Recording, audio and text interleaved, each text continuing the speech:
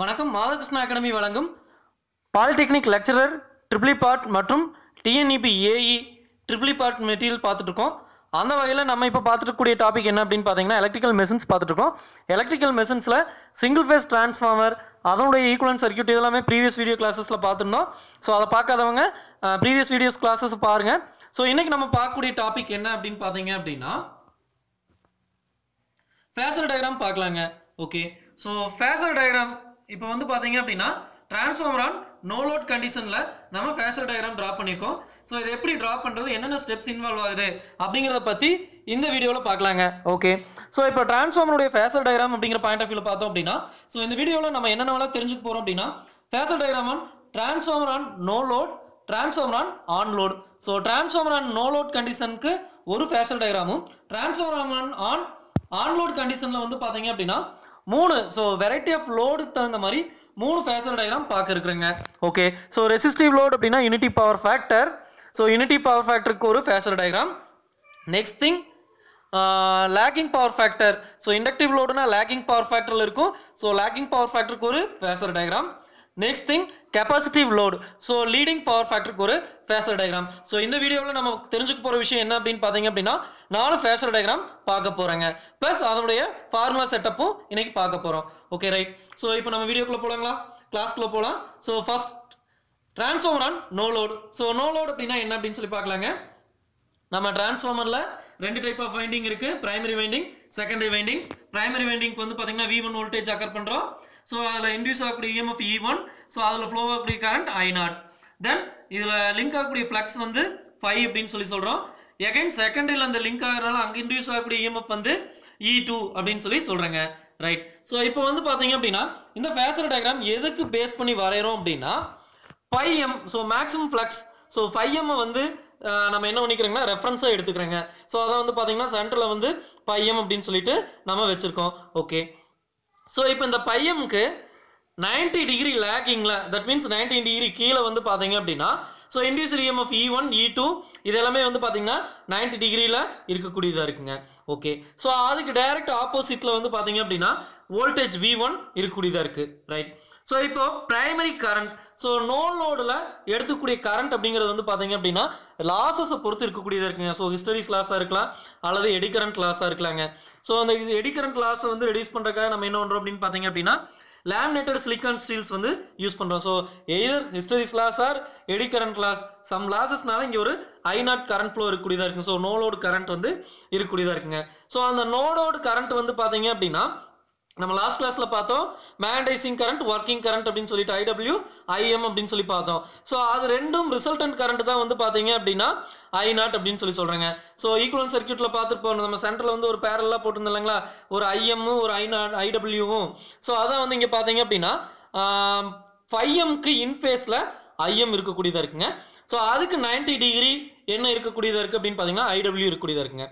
So இது ரெண்டினுடைய resultant current I0. So நம்ம vector mathematics படிக்கிறப்ப படிச்சிருப்போம், வெக்டர் பார்த்துருப்போம். அந்த வெக்டரை நம்ம இங்கே யூஸ் பண்ணுறோம். ஸோ நிறைய படிக்கிறப்ப எதுக்காக படிக்கிறோம்னே தெரியாமல் படிச்சுட்டு இருந்தோம் இல்லைங்களா. ஸோ அந்த இதில் ஒன் ஆஃப் த யூசேஜ் தான் வந்து பார்த்தீங்க அப்படின்னா இந்த வெக்டர் கால்குலேஷன்ஸ். ஸோ வெக்டர் வந்து ஆட் பண்ணுறோம். வெக்டர்னா ஒன்றும் இல்லைங்க, இதில் ஸ்கேலர் குவான்டிட்டி இருக்கும், டைரக்ஷன் குவான்டிட்டி இருக்கும் கூடியதாக இருக்குங்க. ஓகே, ஸோ இப்போ இது ஐஎம்மும் IWவையும் ஆட் பண்ணுறோம். ஆட் பண்ணுறப்ப நமக்கு என்ன கிடைக்கக்கூடியதாக இருக்குன்னா I0 கிடைக்கக்கூடியதாக இருக்குங்க. ஸோ இப்போ டயக்ராமில் வந்து பாருங்க. ஸோ இப்போ இதுலேருந்து ஒரு டாட்டட் லைன் வருது, IMலேருந்து ஒரு டாட்டட் லைன் வருது. ஸோ அது ரெண்டு கடையில் இருக்கக்கூடிய ஸ்ட்ரெயிட் லைன் வந்து பார்த்தீங்க அப்படின்னா என்னன்னு சொல்கிறாங்க I0 அப்படின்னு சொல்லி சொல்கிறோம். இப்போ இந்த I0க்கும் V1க்கும் இடையில இருக்கக்கூடியதான் வந்து பார்த்தீங்கன்னா π0 அப்படின்னு சொல்லி சொல்கிறேங்க. ஸோ இதுதான் வந்து பார்த்தீங்க அப்படின்னா நோ லோட் டிரான்ஸ்ஃபார்மர்னுடைய ஃபேசர் டயக்ராம். ஸோ சிம்பிளாக ஒரு டைம் ரீகேப் பண்ணுறேன், கவனிச்சுக்குங்க. ஸோ ஃபர்ஸ்ட் ஃபேசர் டயக்ராம் வரையறதுக்கு நம்ம ரெஃபரன்ஸாக எடுத்துக்கூடியது வந்து பார்த்தீங்கன்னா πm ஃப்ளக்ஸ் லைன்ஸ் தான் வந்து பார்த்தீங்கன்னா ரெஃபரன்ஸாக எடுத்துக்கிறோம். ஸோ அது எக்ஸ் ஆக்சிஸில் ஒரு ஸ்ட்ரெயிட் லைன் நம்ம என்ன வரைஞ்சிரும். ஸோ அந்த ஸ்ட்ரெயிட் லைனுக்கு 90 டிகிரி லேக்கிங்கில் E1, E2. ஸோ நமக்கு நல்லா தெரியும் E1, E2ங்கிறது வந்து பார்த்தீங்க அப்படின்னா EMF on secondary side and EMF on primary side. So இது ரெண்டும் 90 டிகிரி இருக்கக்கூடியதாக இருக்குங்க. ஸோ இதுக்கு டைரக்ட் ஆப்போசிட்ல வந்து பார்த்தீங்க அப்படின்னா V1 ஒய் ஆக்சிஸ்ல மேலே வந்து V1 இருக்கக்கூடியதாக இருக்குங்க. ரைட். ஸோ இப்போ அந்த ஃப்ளக்ஸை பொறுத்து IM மேக்னடைசிங் கரண்ட் இருக்கக்கூடியதாக இருக்குங்க. ஸோ ஒர்க்கிங் கரண்ட் IWங்கிறது வந்து பார்த்தீங்க அப்படின்னா அந்த V1க்கு டைரக்ட்ல இருக்கக்கூடியதாக இருக்குங்க. இந்த ரெண்டு கரண்ட்டுக்கும் ரிசல்டன்ட் கரண்ட் தான் வந்து பாத்தீங்கன்னா I0. ஸோ நம்ம சென்டர்ல வந்து பாத்தீங்க அப்படின்னா ஒரு டயகனல் மாதிரி வரைஞ்சிக்கணும் இல்லைங்களா, அதான் வந்து I0. ஸோ இப்போ வெக்டர் சம் பண்றப்ப I0 = Im plus IC அப்படின்னு சொல்லலாங்க. ரைட். ஸோ இதுதான் வந்து பாத்தீங்க அப்படின்னா transformer on no load. So இந்த ஃபார்முலா யூஸ் பண்ணி நம்ம என்ன பண்ணுவோம் அப்படின்னா ஒரு சில ப்ராப்ளம் வந்து சால்வ் பண்ணுவோம். ஸோ இதுக்கான ஒரு எக்ஸாம்பிள் ஃபார்முலா வந்து பாத்தீங்க அப்படின்னா லாஸ்ட்ல இந்த வீடியோனுடைய லாஸ்ட்ல வந்து பார்க்கலாங்க. Right. Next. So transformer on load. So இப்போ வந்து பாத்தீங்க அப்படின்னா ஆன் லோட் கண்டிஷனுக்கு நம்ம என்னென்ன அசம்ஷன்ஸ் எடுத்துக்கணும் அப்படின்னு பாத்தீங்க அப்படின்னா, ஸோ வோல்டேஜ் டிராப் வந்து பாத்தீங்க அப்படின்னா எந்த வித டிராப்பும் இல்லை அப்படின்னு சொல்லிட்டு நம்ம எடுத்துக்கூடியதா இருக்குங்க. ஓகே. ஸோ இதுல வந்து பாத்தீங்க அப்படின்னா பிரைமரி சைடு வந்து பாருங்க. So I0 plus I2 dash நம்ம லாஸ்ட் கிளாஸ்ல வந்து பார்த்திருந்தீங்கன்னா தெரியும். ஈக்குவலன்ட் சர்க்யூட்ல வந்து பாத்தீங்க அப்படின்னா I0 plus I2 dash போட்டிருந்தோம். இந்த I2 dashங்கிறது வந்து பாத்தீங்க அப்படின்னா I2 divided by k² போட்டோம்னா நமக்கு என்ன கிடைக்கூடியதா இருக்குங்க, I2 dash கிடைக்கூடியதா இருக்குங்க. ரைட். செகண்டரி சைடு பாத்தீங்க அப்படின்னா V2வும் I2வும் இருக்கக்கூடியதா இருக்குங்க. இப்போ என்னென்ன அசம்ஷன்ஸ் எடுக்கணும் அப்படின்னு பாத்தீங்கன்னா வோல்டேஜ் டிராப் எதுவுமே கிடையாதுங்க. then it is an ideal transformer. So number of turns in primary and number of turns in secondary also equal இருக்கக்கூடியதா இருக்குங்க. ஓகே. ஸோ இப்போ வந்து பாத்தீங்க அப்படின்னா நம்ம ஆல்ரெடி சொன்ன மாதிரி பையமை வந்து பாத்தீங்க அப்படின்னா ரெஃபரன்ஸா எடுத்துக்கோங்க. அதுக்கு 90 டிகிரி லேக்கிங்ல என்ன இருக்குங்க, E1 E2 இருக்குங்க. ஸோ நம்ம இங்க என்ன எடுத்துக்கிட்டோம், ideal டிரான்ஸ்ஃபார்மர்ங்கனால E1 E2 equal to என்னவா இருக்குங்க, V2ன்னு இருக்கக்கூடியதா இருக்குங்க. இப்போ ஆல்ரெடி நம்ம நோ லோட்ல வந்து பாத்தீங்கன்னா வெறும் I0 மட்டும் இருக்குங்க. ஸோ இங்க வந்து பாத்தீங்கன்னா I1 பிரைமரி கரண்ட் I1 சொல்லலாம். அந்த I1ங்கிறது வந்து பாத்தீங்க அப்படின்னா I0ஐயும் I2 டேஷையும் ஆட் பண்றப்ப கிடைக்கூடியதா இருக்குங்க. ஸோ இப்போ வெக்டர் I0 I2 டேஷ் அது ரெண்டுக்கு இடையில ரிசல்டன்ட் கரண்ட் I1 டிராப் பண்ணிருக்கேன். ஓகே. ஸோ இப்போ வந்து பாத்தீங்க அப்படின்னா 90 டிகிரி மேல வந்து பாத்தீங்கன்னா V1 போற மாதிரி போட்டிருக்கோம். இப்போ so angle between V1 and I0 வந்து பாத்தீங்கன்னா pi0ன்னு சொல்றோம். Angle between V1 and I1 வந்து பாத்தீங்கன்னா pi1 அப்படின்னு சொல்றோம். ஸோ இது வந்து பாத்தீங்க அப்படின்னா ஆன் லோட் கான ஃபேஷர் டயகிராம் வரையறதுக்கான அசம்ஷன் பிளஸ் நம்ம ஃபேஷர் டயகிராம் வரைஞ்சிருக்கோம். ஓகே. ஸோ இதுல 3 விதமான லோடுக்கு இருக்கு அப்படின்னு பார்த்திருக்கோம். ஸோ நமக்கு நல்லா தெரியும் resistive load, inductive load, capacitive load. So இப்போ ஒவ்வொரு லோடுக்கு பார்க்கலாங்களா? எஸ். ஸோ இப்போ இந்த ஆன் லோட்ல எப்படி ஒர்க் ஆகுது அப்படின்னு பாத்தீங்க அப்படின்னா நம்ம பிரைமரிக்கு சப்ளை கொடுக்குறோம். பிரைமரிக்கு சப்ளை கொடுக்குறப்ப அங்க மெயின் ஃப்ளக்ஸ் கிரியேட் ஆகுது. அந்த மெயின் ஃப்ளக்ஸ் எங்க ஆகுது அப்படின்னு பாத்தீங்கன்னா செகண்டரியில லிங்க் ஆகுது. அப்படி செகண்டரியில லிங்க் ஆகுறப்ப அங்க EMF ப்ரொடியூஸ் ஆகுது. ஸோ நம்ம ஒரு லோட் கூட ஷார்ட் சர்க்யூட் பண்றப்ப அது வழியா கரண்ட் ஃப்ளோ இருக்கக்கூடியதா இருக்குங்க. ஓகே. ஸோ பிரைமரியில ப்ரொடியூஸ் ஆகக்கூடிய கரண்ட் I1, தென் வோல்டேஜ் V1, செகண்டரியில வந்து I2 கரண்ட்டும் V2 வோல்டேஜும் இருக்கக்கூடியதா இருக்குங்க. ரைட். இப்போ டிபெண்ட்ஸ் அப்பான் லோட பொறுத்து பார்க்கலாம். ஓகே. ஸோ யூனிட்டி பவர் ஃபேக்டர்னாவே நமக்கு என்ன லோடுன்னு தெரியுங்க, ரெசிஸ்டிவ் லோடு. ஸோ இதுக்கான ஸ்டெப்ஸ் என்னென்ன அப்படின்னு பாத்தீங்க அப்படின்னா ஓகே. ஸோ கிளியரா இருக்குன்னு நினைக்கிறேன் டயக்ராம். ஸோ இதுக்கான ஸ்டெப்ஸ் என்ன அப்படின்னு பாத்தீங்கன்னா பையம ரெஃபரன்ஸா வச்சுக்கோங்க. அதுக்கு 90 டிகிரி E1 E2 இருக்கக்கூடியதா இருக்குங்க. ஸோ அதுல வந்து பாத்தீங்கன்னா E1 E2 இன் ஃபேஸா இருக்குங்க. ரைட். அடுத்து வந்து பாத்தீங்க அப்படின்னா அந்த E1 மைனஸ்ல எடுத்தோம் அப்படின்னா ஆப்போசிட் சைடுல வரைஞ்சோம் அப்படின்னா -E1 அப்படின்னு சொல்லிட்டு மேல கிடைக்கக்கூடியதா இருக்குங்க. ரைட். இப்போ நமக்கு வந்து பாத்தீங்க அப்படின்னா I1 = I0 plus I2 dash இது நமக்கு நல்லா தெரியும். அப்ப I0க்கும் I2 dashக்கு இடையில ஒரு கோடு வரையறோம். அதுதான் வந்து பாத்தீங்கன்னா I1. சோ இப்போ இது ரெண்டையும் ஆட் பண்றப்ப நமக்கு என்ன கிடைக்குங்க, I1 = I2 dash plus I0 கிடைக்கக்கூடியதா இருக்குங்க. ரைட். இப்போ E2 இதுக்கு இடையில வந்து பாத்தீங்க அப்படின்னா I2 கரண்ட் லெஃப்ட்ல இருக்கக்கூடியதா இருக்குங்க. சோ I2 கரண்ட்டும் V2வும் இன் ஃபேஸா இருக்குங்க. ஓகே. அந்த I2க்கு டைரக்ட்லா ஆப்போசிட்ல வந்துச்சு அப்படின்னா I2 டேஷ்ங்க. சோ இப்போ இந்த I2 இருக்குல்லங்களா, இப்போ I2 V2க்கு மேல நம்ம டிராப் கண்டுபிடிக்கணும், வோல்டேஜ் டிராப் கண்டுபிடிக்கணும். ரெசிஸ்டன்ஸ்னால ஏற்படக்கூடிய வோல்டேஜ் டிராப் வந்து என்னன்னா I2 R2. சோ அத சம்வாட் எக்ஸ்டெண்ட் பண்றேன். அப்ப V2ங்கற பாயிண்ட்ல இருந்து I2 R2 சம் டேஷ் மட்டும் என்ன பண்றேன் அப்படின்னு பாத்தீங்கன்னா எக்ஸ்டெண்ட் பண்ணி ஒரு டிராப் பண்ணிக்கிறேன். அதுல இருந்து 90 டிகிரி பெர்பெண்டிகுலர்ல ரியாக்டன்ஸ்னால ஏற்படக்கூடிய டிராப் இருக்கக்கூடியதா இருக்குங்க. அதான் வந்து பாத்தீங்க அப்படின்னா I2 X2. சோ இது ரெண்டையும் டாட்டட் லைன்ல ரிசல்டன்ட்க்கு வரைஞ்சோம் அப்படின்னா நம்ம கிடைக்கக்கூடியது என்னதுங்க, I2 Z2. சோ இதுதான் வந்து பாத்தீங்க அப்படின்னா இம்பிடன்ஸ் அதுல ஏற்படக்கூடிய வோல்டேஜ் டிராப் அப்படின்னு சொல்லி சொல்றாங்க. ஓகே, இப்போ நமக்கு V2 டேஷ் வேணும் அப்படின்னா ஸோ V2 ஈக்குவல் டு என்ன வரும் அப்படின்னு பார்த்தீங்க அப்படின்னா V2 plus I2 Z2 equal to E2 dash. That means நமக்கு ஏற்படக்கூடிய வோல்டேஜ் அப்படிங்கிறது வந்து V2 வோல்டேஜும் ரெசிஸ்டன்ஸ் லோடுனால ஏற்படக்கூடிய டிராப் ரெண்டையும் ஆட் பண்ணணும் அப்படின்னா செகண்டரியில் இன்டியூஸ் ஆகக்கூடிய EMF E2 கிடைக்கக்கூடியதா இருக்குங்க.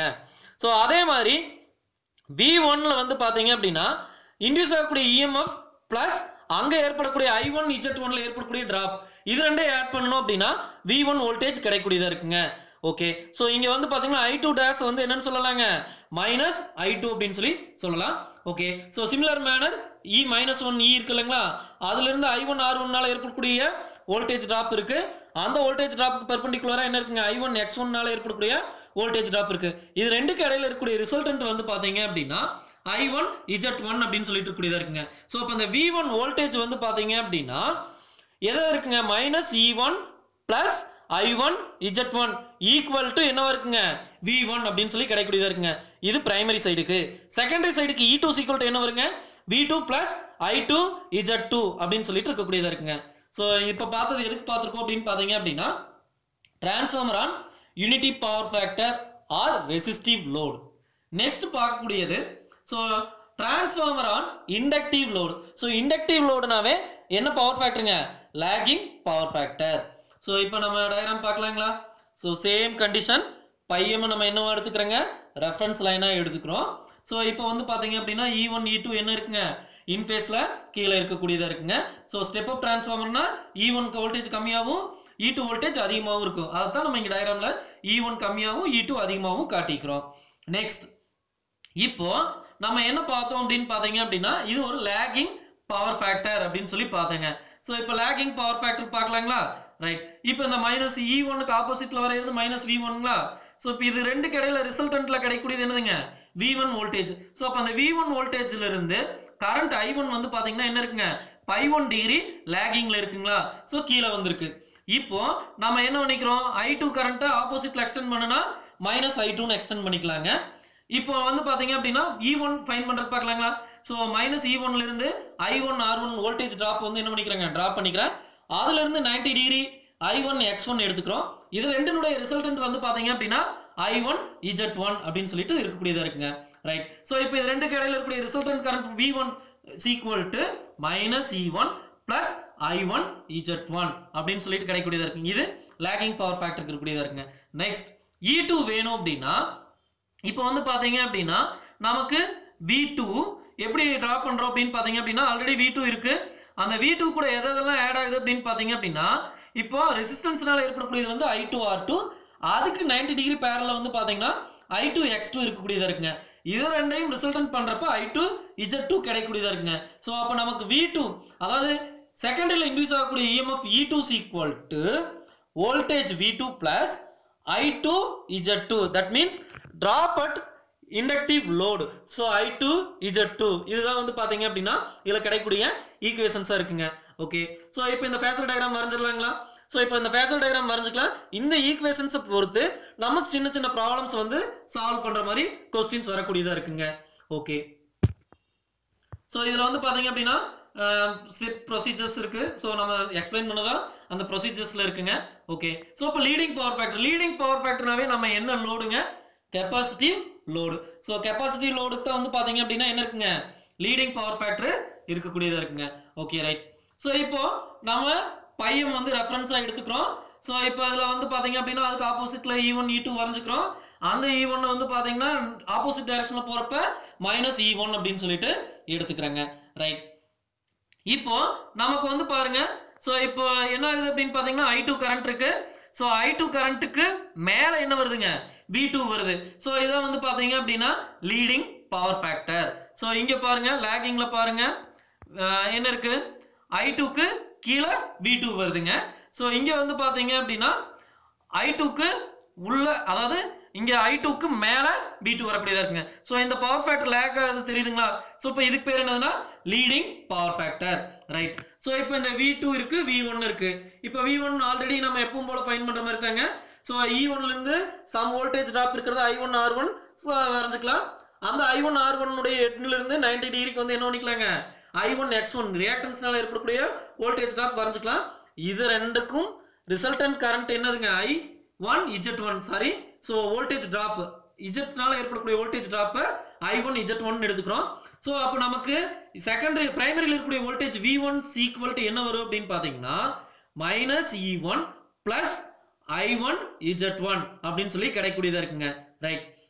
இப்ப செகண்டரி சைடு பார்க்கலாங்களா? சோ செகண்டரி சைடு பாத்தீங்க அப்படினா V2 அதுல இருந்து எக்ஸ்டெண்ட் பண்ணி I2 R2 நம்ம வரையறோம். அந்த I2 R2 ல இருந்து நமக்கு 90 டிகிரி பெர்பெண்டிகுலரா என்ன இருக்குங்க I2 Z2 இருக்கு. சோ இது ரெண்டே ரிசல்டன்ட் பண்றப்ப வந்து பாத்தீங்க அப்படினா என்ன கிடைக்குங்க I2 R2 இருக்கு. அதனுடைய 90 டிகிரில I2 X2 இருக்குங்க. அதனுடைய ரிசல்டன்ட்ல வந்து பாத்தீங்க அப்படினா I2 X2 கிடைக்கக்கூடியதா இருக்குங்க. சோ இப்போ இதுக்கோட ஈக்குவேஷன் பாத்தீங்க அப்படினா E2 V2 I2 Z2 அப்படினு சொல்லிட்டு கிடைக்கக்கூடியதா இருக்குங்க. ஓகே. சோ இப்போ இதெல்லாம் ஷார்ட் அண்ட் ஸ்வீட்டா சம்மரைஸ் பண்ணிக்கலாங்களா? சோ இப்போ வந்து பாத்தீங்க அப்படினா மொத்தம் 4 ஃபேசர் டயகிராம் பார்த்திருக்கோம். 4 ஃபேசர் டயகிராம்ல நோ லோட்ல வந்து பாத்தீங்க அப்படினா மேக்னடைசிங் கரண்ட் மட்டும் வச்சிட்டு நம்ம வரைஞ்சிருக்கோம். சோ இப்போ வந்து பாத்தீங்க அப்படினா இதுல I1 I0 I2 dash sorry இங்க இருக்குங்க I0 IM IC அப்படினு சொல்லிட்டு இருக்க கூடியதா இருக்குங்க. சோ இதுவே வந்து பாத்தீங்க அப்படினா ஆன் லோட்ல வந்து பாத்தீங்க அப்படினா with effect of I0 I2 dash இருக்க கூடியதா இருக்குங்க. சோ அந்த I2 வந்து பாத்தீங்க அப்படினா யூனிட்டி பவர் ஃபேக்டர்னா இங்க V2 I2 இன் ஃபேஸா இருக்குங்க. லாகிங் பவர் ஃபேக்டர் அப்படினா சோ I2 மேலயும் V2 கீழேயும் இருக்க கூடியதா இருக்குங்க. லீடிங் பவர் ஃபேக்டர் அப்படினா V2 மேலயும் I2 கீழேயும் இருக்க கூடியதா இருக்குங்க. சோ இதுதான் வந்து பாத்தீங்க அப்படினா அந்த ஃபேசர் டயகிராம்ல இருக்கக்கூடிய சிம்பிளான வித்தியாசங்கள் பிளஸ் அதோட ஈக்குவேஷன்ஸ். சோ ரொம்ப சிம்பிளா ஃபேசர் டயகிராம் பார்த்துட்டோம்னு நினைக்கிறேன். ஓகே. சோ இப்போ இதுல ஒரு சின்ன சம் மட்டும் ப்ராப்ளம் மட்டும் பார்க்கலாங்க. ஓகே. சோ இப்போ வந்து என்ன கொடுத்திருக்காங்கன்னா single phase transformer has energy component IE is equal to 2 amps and magnetizing component IM is equal to 5 amps. Calculate the no load current I0 find பண்ண சொல்லிருக்காங்க. சோ இப்போ I0 is equal to square root of IM square plus IE square. So square root of 5 square plus 2 square add பண்ணனும் அப்படினா நமக்கு கிடைக்கக்கூடியது 5.4 amps கிடைக்கக்கூடியதா இருக்குங்க. Okay. So நம்ம சேனல்ல தொடர்ந்து வீடியோஸ் அப்லோட் பண்ணிட்டு இருக்கோம். சோ அப்டேட் பண்ணக்கூடிய எல்லா வீடியோஸ் உங்களுக்கு கிடைக்கணும் அப்படினா நம்ம சேனலை சப்ஸ்கிரைப் பண்ணுங்க. சோ இந்த வீடியோ உங்களுக்கு பிடிச்சிருந்துச்சு அப்படினா லைக் பண்ணுங்க, ஷேர் பண்ணுங்க, கூடவே கமெண்ட் பண்ணுங்க. ஓகே. சோ நாளைக்கு கிளாஸ்ல வந்து பாத்தீங்க அப்படினா என்ன பார்க்கலாம் அப்படினா OCSC டெஸ்ட் வந்து பார்க்கலாங்க. ஓகே. சோ நம்ம போடக்கூடிய வீடியோஸ் எல்லாமே உங்களுக்கு பிடிக்கும்னு நினைக்கிறேன். சோ கண்டிப்பா நம்ம சேனலை சப்ஸ்கிரைப் பண்ணுங்க, லைக் பண்ணுங்க, ஃப்ரெண்ட்ஸ் கூட ஷேர் பண்ணுங்க. சோ உங்களுக்கு ஏதாவது வேணும் அப்படினா கமெண்ட்ல பண்ணுங்க. சோ அத ரெஸ்பான்ஸ் எடுத்துட்டு நான் உங்களுக்கு அடுத்த வீடியோஸ் வந்து ஃபர்தரா பண்றதுக்கு யூஸ்ஃபுல்லா இருக்குங்க. Anyway thank you.